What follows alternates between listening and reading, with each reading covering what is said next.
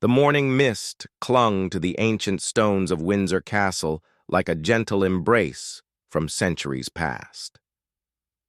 Prince William stood at the tall window of his private study, watching the first rays of sunlight pierce through the gray September sky. His reflection stared back at him, a man who had learned to carry the weight of a nation's expectations on his shoulders, yet today felt different. Today carried a heaviness that seemed to settle deep in his chest. The telephone call had come. At dawn, its sharp ring cutting through the peaceful silence that William had grown to treasure in these early hours. Lady Sarah, his grandmother's lady-in-waiting, had spoken in the careful, measured tones that royal staff used when delivering news that would change everything. Queen Elizabeth II had taken a turn during the night. The doctors were concerned. The family was being summoned to Balmoral. William's hands trembled slightly as he set down his morning tea, the delicate china cup making the softest clink against its saucer. Catherine had already begun packing their essentials, moving with the quiet efficiency that came from years of understanding that royal life could shift without warning. Their children were still sleeping, unaware that this day would become a chapter in history books, a day that would mark the end of an era that had defined Britain for 7 decades. The drive to the airport felt different somehow.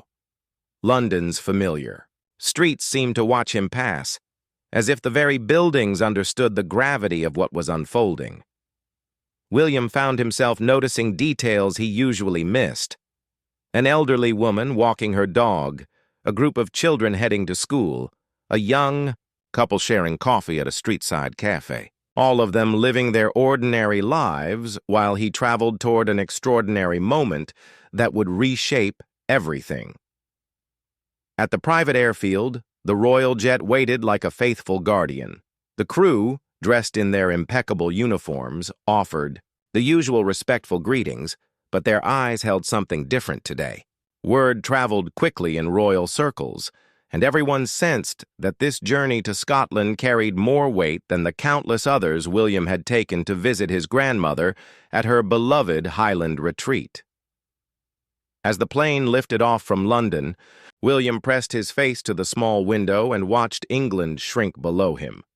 The patchwork of green fields, winding rivers, and centuries-old villages looked like a living tapestry, each thread representing thousands of lives that had been touched by his grandmother's reign. She had been the steady heartbeat of the nation, the constant presence that had guided Britain through wars, celebrations, scandals, and triumphs. The flight north gave William time to think, to remember. His mind drifted to childhood summers, at Balmoral, when his grandmother had seemed immortal, an endless source of wisdom and gentle guidance. She had taught him to fish in the crystal streams that wound through the Scottish Highlands. She had shown him which flowers bloomed first in spring and which birds returned after winter's harsh grip loosened. More importantly, she had taught him what it meant to serve, to put duty before personal desires, and to carry the crown with both dignity and humility. Harry was supposed to be on this flight, but complications with his travel arrangements meant he would arrive later. William felt the familiar ache of their strained relationship, wondering if this moment might somehow bridge the distance that had grown between them. Family feuds seemed petty when faced with the possibility of losing the one person who had always been their anchor, their North Star in the often turbulent world of royal expectations. The Scottish countryside rolled beneath them like a vast, green carpet dotted with ancient castles and sheep that looked like tiny white specks from this height. William knew these lands well, had walked their hills and breathed their crisp air during countless visits. Balmoral had always been his grandmother's sanctuary, the place where she could shed the formal requirements of monarchy and simply be Elizabeth, a woman who loved her horses, her dogs, and her family with fierce devotion. As they began their descent into Aberdeen, William felt his phone buzz with messages from his father, from Camilla, from other family members who were making this same urgent journey. The outside world was beginning to sense that something significant was happening. News vans were probably already positioning themselves outside palace gates, reporters were likely checking their sources, and the machinery of modern media was preparing to document whatever was about to unfold. The landing was smooth, but William's heart hammered against his ribs as they taxied toward the terminal. A royal protection officer was waiting with a car, his face professionally neutral, but his eyes reflecting the same concern that William felt building in his chest. The drive to Balmoral would take just over an hour, winding through some of Scotland's most beautiful countryside. But William knew he would remember little of the scenery today. As they pulled away from the airport, he sent a quick text to Catherine, who had remained in London with their children. The message was simple but carried the weight of uncertainty. Arrived safely, will call soon. He didn't know what else to say, didn't know how to put into words the mixture of hope and dread that was building inside him like a gathering storm. The winding road to Balmoral stretched ahead like a ribbon through the Scottish Highlands, each mile bringing William closer to a moment he had dreaded his entire adult life. The countryside looked exactly as it always had, ancient hills covered in purple heather, crystal streams dancing over smooth stones, and the occasional red deer standing motionless in the distance like living statues. Yet everything felt different, as if the very air carried a weight of anticipation that made breathing difficult. William's protection officer drove with practiced skill through the familiar curves, but neither man spoke. The silence in the car wasn't uncomfortable. It was the kind of quiet that comes when words feel inadequate to match the magnitude of what might be waiting at journey's end. Through the tinted windows, William watched local people going about their daily routines. A farmer checking his sheep, children walking home from school, an elderly couple tending their garden. Life continuing its normal rhythm while his world teetered on the edge of monumental change. His mobile phone buzzed constantly with messages, but William ignored most of them. The important communications would come through official channels, and right now he needed these final moments of quiet reflection. His thoughts kept returning to the last conversation he'd had with his grandmother just days earlier. She had sounded tired, more so than usual, but her mind had been as sharp as ever. They had discussed his children's school progress, Catherine's work with early childhood development, and his own environmental initiatives. Such ordinary topics, yet now they felt precious, like small treasures he would carry forever. The car rounded a familiar bend, and suddenly Balmoral Castle came into view. The gray stone fortress sat majestically against the Highland backdrop, its towers and turrets reaching toward the cloudy sky like fingers grasping at eternity. William had seen this sight hundreds of times throughout his life, but today the ancient building seemed different somehow, more solemn, more significant, as if it understood the role it was about to play in history. Several other vehicles were already parked in the circular drive. William recognized his father's car, Camilla's distinctive Range Rover, and the official vehicles that always accompanied senior royals. The sight of these familiar automobiles should have been comforting, but instead it confirmed what William already knew deep in his heart. The family was gathering for something momentous. As William stepped out of the car, the crisp Scottish air hit his face like a gentle slap. The familiar sense of pine, heather, and the faint wood smoke from the castle's many fireplaces filled his nostrils, triggering a flood of childhood memories. He remembered racing through these same grounds with Harry during endless summer holidays, their grandmother watching from the terrace with that knowing smile that seemed to say she understood exactly how precious these carefree moments were. The massive front door opened before William could even approach it. Jenkins, the longtime butler who had served the family for over 3 decades, stood waiting with the same composed dignity he had maintained through countless arrivals and departures. His eyes, however, told a different story. William had learned to read the subtle expressions of palace staff, and what he saw in Jenkins's face made his stomach tighten with worry. Inside, the castle felt hushed in a way that William had never experienced before. The usual sounds of daily activity, staff moving through corridors, distant conversations, the comfortable bustle of a living home, were muted to barely audible whispers. Even their footsteps seemed quieter as Jenkins led him through the familiar halls lined with portraits of ancestors who had faced their own moments of profound change. William found his father in the library, standing by the tall windows that looked out over the estate's gardens. Charles turned as his son entered, and William was struck by how much older his father looked than just weeks earlier. The weight of impending responsibility seemed to have settled on Charles's shoulders like a heavy cloak, aging him before William's eyes. They embraced without words, a rare moment of unguarded emotion between two men who had been trained from birth to maintain composure in public. In that brief hug, William felt his father's fear, his sadness, and his love all mixed together. It reminded him that beneath the titles and the ceremonial duties, they were simply a family facing the possibility of losing someone they loved deeply. Camilla was there too, sitting quietly in one of the leather armchairs that had been his grandmother's, favorites for decades. She rose to greet William with genuine warmth, her usual cheerful demeanor replaced by gentle concern. Over the years, Camilla had found her place within the family structure, and William had grown to appreciate her steady presence during difficult times. Today, her calm strength would be needed more than ever. The doctors had been with his grandmother since early morning, Charles explained in quiet tones. Her condition had stabilized somewhat since the urgent call that had summoned them all to Scotland, but the medical team remained cautious. At 96 years old, any health crisis carried serious implications, and the physicians were monitoring her closely around the clock. William asked if he could see her, and Charles nodded slowly.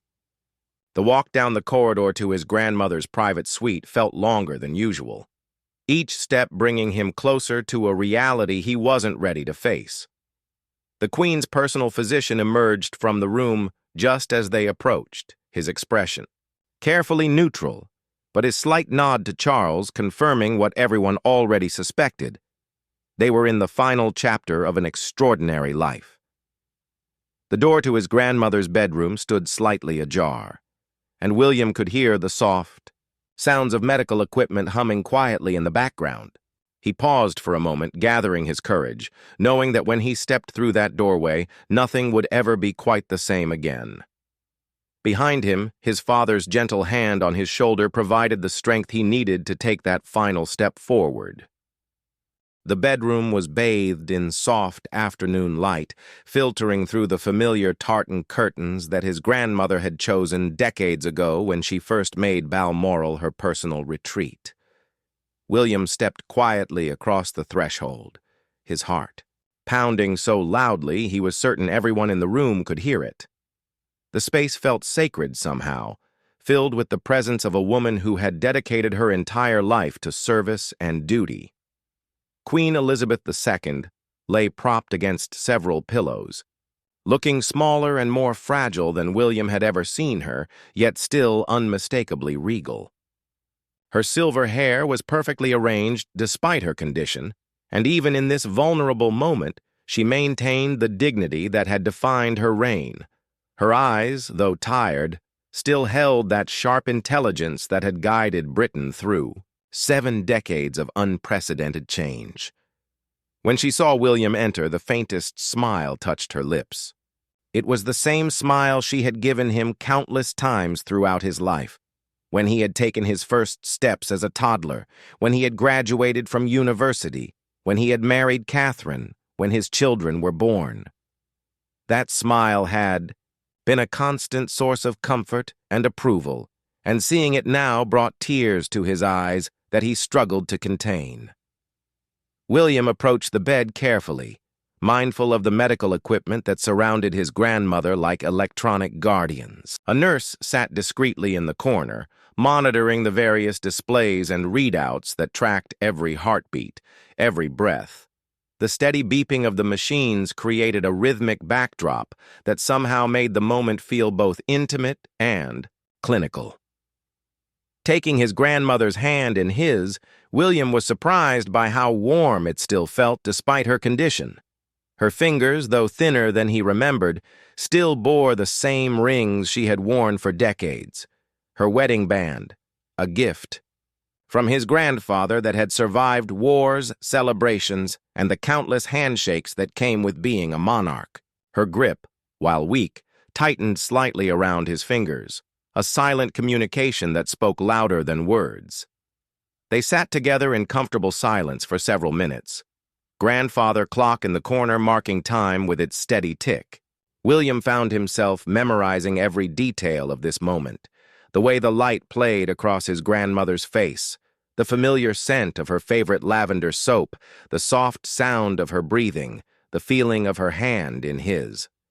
These were the details that would matter later, the small human moments that would stay with him long after the formal ceremonies and public mourning had ended. His grandmother's voice, when she finally spoke, was barely above a whisper, but still carried the authority that had commanded respect from world leaders for decades. She asked about Catherine and the children, her great-grandchildren who had brought such joy to her final years. William found himself describing their latest adventures, George's fascination with airplanes, Charlotte's love of horses that reminded everyone of her great-grandmother, and Louis's infectious laughter that could light up any room. As he spoke, William noticed how his grandmother's eyes brightened with each story. Even in her weakened state, her love for family remained the strongest force in her life. She had often said that being a grandmother and great-grandmother brought her more happiness than any state banquet or official ceremony ever could. These relationships, built on love rather than protocol, had sustained her through the loneliest moments of her long reign. The conversation turned, as it often did, to William's future responsibilities.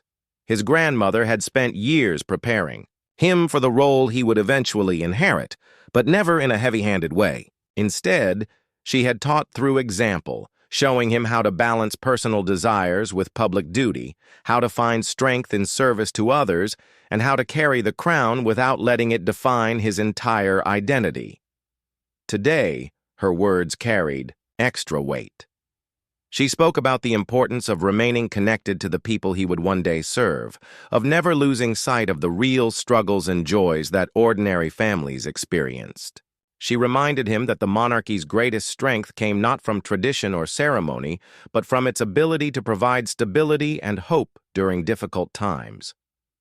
William felt the enormous responsibility of her words settling on his shoulders like a mantle passed down through generations. This wasn't just advice from his grandmother. These were the final instructions from a queen to her eventual successor, delivered with the quiet authority of someone who had dedicated her entire life to understanding what it meant to serve. The afternoon light began to fade outside the windows, painting the Highland landscape in shades of gold and purple that had inspired poets and painters for centuries. Inside the bedroom, time seemed suspended, as if the normal rules of life had been temporarily paused to allow this sacred conversation between two generations of the same family. Other family members took turns visiting throughout the day, each having their own private moment with the woman who had been the anchor of their lives. William could hear quiet conversations in the corridor outside, staff members moving with the hushed efficiency that came during times of crisis, and the occasional ring of telephones carrying news to and from the outside world. But in this room, with his grandmother's hand still holding his, William felt as if they existed in their own private universe. The weight of kingship, the pressures of public life, the constant scrutiny that came with being born into the royal family, all of it faded away, leaving only a grandson sitting with his beloved grandmother during what they both knew might be their final conversation. As evening approached, his grandmother grew more tired, her words coming less frequently but each one chosen with care. She thanked William for being the man she had always hoped he would become. for the way he had embraced his duties while never forgetting his humanity. Her pride in him was evident in every word, and William felt a mixture of profound sadness and overwhelming gratitude for having been blessed with such an extraordinary grandmother. As twilight settled over the Scottish Highlands, the atmosphere at Balmoral took on an almost ethereal quality. The ancient castle seemed to hold its breath, as if the very stones understood they were witnessing the final hours of an era that had defined Britain and the Commonwealth for longer than most people could remember. William remained close to his grandmother's bedside, unwilling to waste even a moment of whatever time remained. Harry had finally arrived from London, his journey delayed by the same security protocols that governed all royal travel during times of crisis. When he entered the bedroom, William saw his brother's face transform as the reality of their grandmother's condition hit him. Despite the tensions that had grown between them over the years, in this sacred space they were simply two grandsons, united in their love for the woman who had shaped their lives from their earliest memories. The brothers sat on opposite sides of their grandmother's bed, creating a circle of family protection around her. Old disagreements seemed petty and insignificant compared to the magnitude of what they were facing together. Their grandmother, even in her weakened state, seemed to draw strength from having both of them present. Her eyes moved between them with the same loving attention she had shown during countless family gatherings when they were children. Outside, word of the Queen's condition had begun to leak to the media, and William could see the first camera, crews positioning themselves beyond the estate's gates. The modern world's hunger for instant news was colliding with one of the most private moments any family could experience. Palace communications staff moved quietly through the corridors, managing the delicate balance between transparency and privacy that royal life always demanded. The family doctor emerged periodically to update Charles and the other senior royals about the Queen's condition. Her vital signs remained stable but weak, and it had become clear that they were now measuring time in hours rather than days. The medical team had made her as comfortable as possible, but at 96 years old, her body was simply completing its natural journey with the same grace and dignity she had shown throughout her life. Anne, the Princess Royal, sat in the corner chair, her usually brisk demeanor softened by grief and exhaustion. She had always been perhaps the most straightforward of the Queen's children, sharing her mother's no-nonsense approach to duty and service. Throughout this long day, Anne had been a pillar of strength for the family, handling practical arrangements while others focused on the emotional weight of their farewell. Andrew and Edward had both made the journey to Scotland as well, and William watched how each family member dealt with this moment in their own way. Some sat quietly, lost in private memories. Others spoke in hushed tones about childhood experiences and shared moments that had defined their relationships with their mother and grandmother. The diversity of their responses reflected the complexity of being part of a family that was simultaneously intensely private and utterly public. As night fell completely, the medical equipment's gentle beeping became more pronounced in the quiet room. The Queen's breathing had grown shallower, and William found himself unconsciously matching her rhythm as if he could somehow share the burden of each breath. Her hand in his had grown cooler, but her grip, though weak, remained steady. A final demonstration of the strength that had carried her through 7 decades of unprecedented challenges. Catherine had called several times throughout the day, and William had stepped into the corridor to speak with her about their children. How do you explain to a 9-year-old that his great-grandmother, the Queen of England, is dying? How do you prepare young minds for a loss that will reshape not just their family, but their entire nation? These conversations with his wife provided William with brief moments of connection to the normal world, reminding him that life would somehow continue even after this monumental change. The Queen's personal chaplain had arrived during the afternoon and now sat quietly in the far corner of the room, available if needed but respectful of the family's desire for private time. His presence provided a sense of spiritual comfort that seemed appropriate for someone who had spent her entire reign as the head of the Church of England, balancing her personal faith with her constitutional responsibilities. Around midnight, the Queen seemed to rally slightly, her breathing becoming more regular and her eyes opening with renewed clarity. She looked at each person in the room with deliberate attention, as if memorizing their faces or perhaps saying a wordless goodbye to each of them individually. When her gaze settled on William, he felt the weight of generations of royal history passing between them in that single look.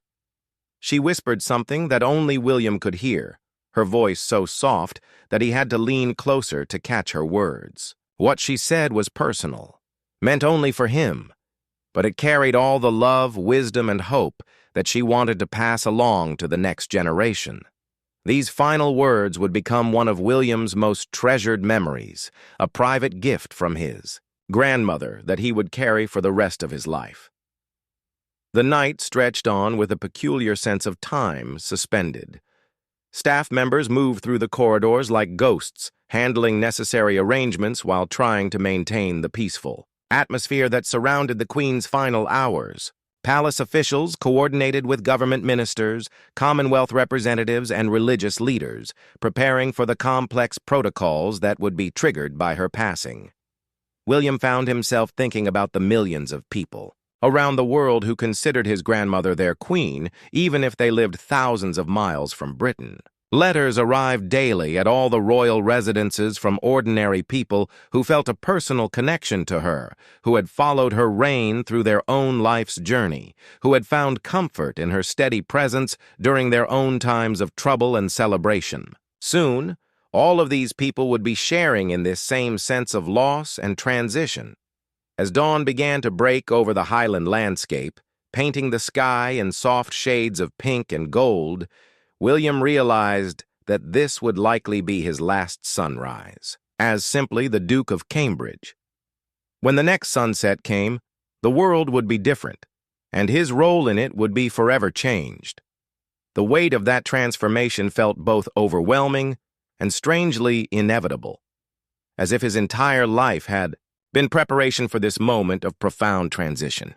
The early morning light crept through the Highland mist like a gentle blessing over Balmoral Castle, casting long shadows across the grounds where Queen Elizabeth II had found her greatest peace throughout her remarkable life. In her bedroom, the family maintained their quiet vigil, each member lost in their own memories while sharing this most profound of human experiences, watching a beloved family member prepare to leave them forever. William had dozed fitfully in the comfortable chair beside his grandmother's bed, never fully asleep but drifting in and out of consciousness as exhaustion fought with his determination to be present for every moment. Each time he opened his eyes, he half expected to find that she had slipped away peacefully during his brief rest, but she continued to breathe with the same quiet determination that had characterized her entire approach to life. Around 7 in the morning, the Queen's personal physician conducted another gentle examination, checking her pulse and listening to her heart with the same careful attention he had shown throughout the night. His expression remained professionally neutral, but William could read the subtle signs that indicated time was growing shorter. The doctor's movements had become more deliberate, his instructions to the nursing staff more specific, as if he were conducting the final movements of a symphony that had been playing for 96 years. Harry had fallen asleep in his chair. On the other side of the bed, his head tilted back and his breathing deep and regular. Even in sleep, his hand remained gently placed over their grandmother's, maintaining that physical connection that seemed so important during these final hours. William felt a surge of protective love for his younger brother, remembering how they had comforted each other during another terrible loss many years earlier. This moment seemed to bridge the gap that had grown between them, reminding both men of what truly mattered in life. Charles had stepped out to speak with palace officials about the practical arrangements that would need to unfold once his mother's journey ended. As her heir, he would immediately become king upon her death, and the complex machinery of constitutional monarchy would shift into motion with the precision of a well-rehearsed performance. But for now, he was simply a son watching his mother's final hours, carrying both personal grief and the weight of inherited responsibility. The Queen's breathing had become more irregular as the morning progressed, with longer pauses between. Each breath that made everyone in the room hold their own breath in worried anticipation. Yet each time she would draw another gentle inhalation, as if she were carefully considering each moment and choosing to continue for just a little while longer. This pattern continued for hours, creating a rhythm of hope and anxiety that left everyone emotionally exhausted. Around midday, she opened her eyes one final time with remarkable clarity. The fog of medication and fatigue seemed to lift momentarily, and William saw the sharp intelligence and gentle humor that had made his grandmother such an extraordinary person throughout her life. She looked directly at him, and in that gaze, he saw not just a dying monarch, but a woman who had lived an incredibly full life and was now ready to let go with grace and dignity. Her lips moved slightly, and William leaned closer to hear what might be her final words. What she whispered was simple but profound, a message of love and faith that encapsulated everything she had tried to teach her family throughout their lives. She spoke about the importance of service, the power of love, and her absolute confidence that the monarchy would continue to evolve and thrive under the guidance of future generations. The medical equipment registered the subtle changes in her condition with electronic precision, but the numbers and graphs seemed irrelevant compared to the human drama unfolding in this quiet bedroom. The Queen's personal chaplain had moved closer to the bed, ready to offer final prayers if requested, but she seemed to find her peace in the presence of her family, rather than formal religious ceremony. As the afternoon light began to slant through, the windows, painting everything in golden hues that seemed almost otherworldly, the Queen's breathing became even more peaceful. The gaps between each breath grew longer, but her expression remained serene, as if she were simply drifting off for an afternoon nap in her favorite chair. William found himself thinking about all the times he had seen her rest in this same way after long days of royal duties, looking content and fulfilled despite the endless demands of her position. Harry had awakened and was now holding their grandmother's other hand, creating a circle of love and protection around her as she prepared for her final journey. The brothers' eyes met across the bed, and in that look they shared their mutual understanding that they were witnessing something sacred and irreplaceable. Their grandmother had been the anchor of their lives, the steady presence who had guided them through childhood traumas and adult challenges with wisdom and unconditional love. The room had filled with other family members as well, each person finding their place in this final gathering. Anne stood at the foot of the bed, her usual composure intact but her eyes bright with unshed tears. Andrew and Edward flanked their father, providing silent support as he prepared to assume the throne he had waited his entire life to inherit. Camilla remained in the background, offering quiet strength to everyone while respecting the intimate nature of this family moment. As the sun began its descent toward the highland horizon, the Queen's breathing became so gentle it was almost imperceptible. The steady beeping of the medical monitors provided the only indication that life still flickered within her frail body. William found himself praying silently, not necessarily for a miracle, but for peace, for dignity, and for the strength to honor her memory in all his future actions. The grandfather clock in the corner continued its steady tick, marking the passage of time with mechanical precision while the most significant moment in recent British history unfolded in this quiet bedroom. Outside, the world continued its normal rhythm, unaware that the longest reigning monarch in British history was preparing to take her final breath surrounded by the people who loved her most deeply.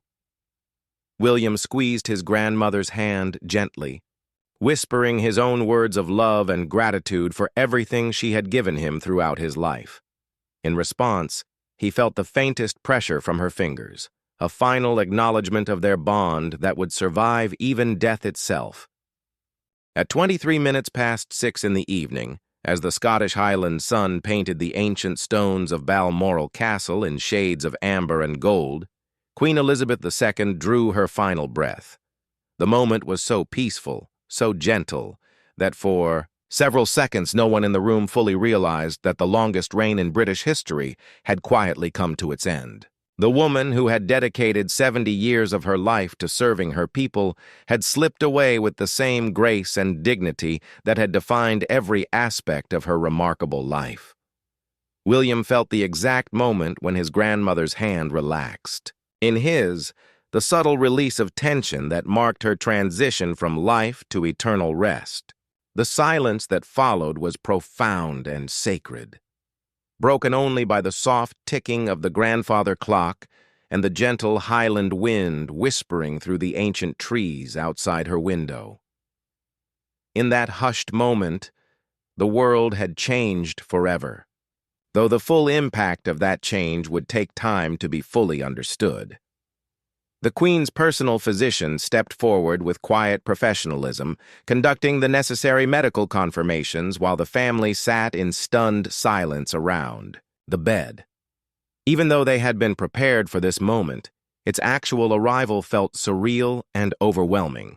Charles, who had instantaneously become King Charles III upon his mother's death, stood motionless beside the bed, looking older than his years as the weight of the crown settled invisibly upon his shoulders. Harry broke the silence first, his voice barely above a whisper as he said goodbye to the grandmother who had been such a constant source of love and stability throughout his often turbulent life. His words were simple but heartfelt, expressing gratitude for her unconditional support and promising to honor her memory through his own commitment to service. William watched his brother with a mixture of love and protective concern, knowing how deeply this loss would affect Harry despite the physical distance he had created from the family. The formal protocols began almost immediately, with palace officials and government representatives being notified through secure channels that the Queen had died peacefully at Balmoral surrounded by her family. Within minutes, carefully prepared plans that had been refined over decades were set into motion, transforming the private grief of a family into a public moment of national and international significance. William found himself automatically stepping into his new role as heir to the throne, supporting his father during those first crucial hours, while managing his own overwhelming emotions. The boy who had once run through these same castle corridors chasing his brother had become a man who would one day wear the crown himself. The weight of that future responsibility felt heavier now, more real, as he watched his father grapple with becoming king at the age of 73. The immediate family remained in the bedroom for another hour, each person taking time to say their private goodbyes to the woman who had been the center of their universe for so long. Anne, ever practical even in grief, began coordinating with palace staff about the complex arrangements that would need to unfold over the coming days. The Queen's death would trigger a carefully choreographed sequence of events involving governments, religious leaders, military officials, and millions of mourners around the world. As evening deepened over the Scottish countryside, William stepped outside onto the castle's terrace for the first time since his grandmother's death. The air was crisp and clean, filled with the scents of heather and pine that had always made Balmoral feel like a magical retreat from the pressures of royal life. Above him, the first stars were beginning to appear in a clear Highland sky, seeming to shine more brightly than usual, as if the universe itself were acknowledging the passing of an extraordinary life. His mobile phone buzzed constantly with messages from around the world, but William ignored them for now. Catherine had spoken with him briefly after the Queen's death, her voice filled with love and support as she helped him process this monumental loss. Their children would learn of their great-grandmother's death when he returned to London, and William dreaded having to explain to them that the loving, laughing woman they had known as Gan would never again share afternoon tea and stories with them. Inside the castle, staff members moved with the quiet efficiency that came from years of preparation for this moment. Despite their professional composure, William could see the genuine grief in their faces. Many of them had served the Queen for decades, witnessing her private moments of joy and sorrow, and they mourned her not just as a monarch, but as the kind and considerate employer she had always been. Their loyalty to her memory would now transfer to his father, maintaining the continuity that made the British monarchy such a stable institution. The world outside Balmoral's gates had begun to change rapidly. News of the Queen's death would soon be announced officially, triggering an outpouring of grief and reflection from across the United Kingdom and the Commonwealth. Flags would be lowered to half-mast, bells would toll in cathedrals and churches, and millions of people would pause to remember a woman who had been a constant presence in their lives for longer than most could remember. William thought about the speech his father would need to give as the new king, the words that would help guide the nation through this period of mourning and transition. Charles had spent his entire life preparing for this role, but no amount of preparation could fully ready someone for the actual moment when duty and grief collide in such a profound way. William knew he would need to be a source of strength for his father, just as his father had been for him during his own times of loss and uncertainty. The drive back to London would happen tomorrow, beginning a journey that would culminate in a state funeral unlike anything the world had seen in generations. Westminster Abbey would fill with kings and queens, presidents and prime ministers, all gathering to pay their respects to a woman who had touched their lives in ways both public and deeply personal. The ceremony would be magnificent, but William knew that his most precious memories of his grandmother would always be the quiet moments they had shared, conversations over tea, walks through castle gardens, and gentle advice given with the wisdom of someone who had lived through extraordinary times.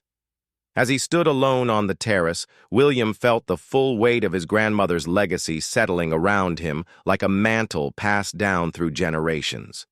She had shown him what it meant to serve others before yourself, to find strength in duty, and to carry the crown with both dignity and humanity. Her life had been a masterclass in leadership, sacrifice, and unwavering commitment to something larger than personal desires. The stars above Balmoral grew brighter as the night deepened, and William found himself making a silent promise to his grandmother's memory. He would honor her teachings, protect her legacy, and prepare himself for the day when the responsibility of monarchy would pass to him. But for now, in this moment of profound loss and transformation, he allowed himself to grieve not as a future king, but simply as a grandson who had lost the most remarkable woman he had ever known. The Queen was gone, but her influence would live on through the family she had shaped, the institutions she had strengthened, and the example she had set for how to live a life of purpose and service. Tomorrow would bring the formal ceremonies and public displays of mourning, but tonight belonged to memory, to gratitude, and to the quiet recognition that they had all been incredibly fortunate to witness greatness in the form of an extraordinary woman who happened to be their beloved grandmother and queen. Inside the castle, the lights burned late as preparations continued for the days ahead. But outside, under the vast Scottish sky, William stood in contemplative silence, carrying forward the wisdom, love, and unshakable sense of duty that his grandmother had spent a lifetime teaching him. The reign of Elizabeth II had ended, but her greatest legacy, the family she had nurtured, and the values she had instilled, would endure for generations to come.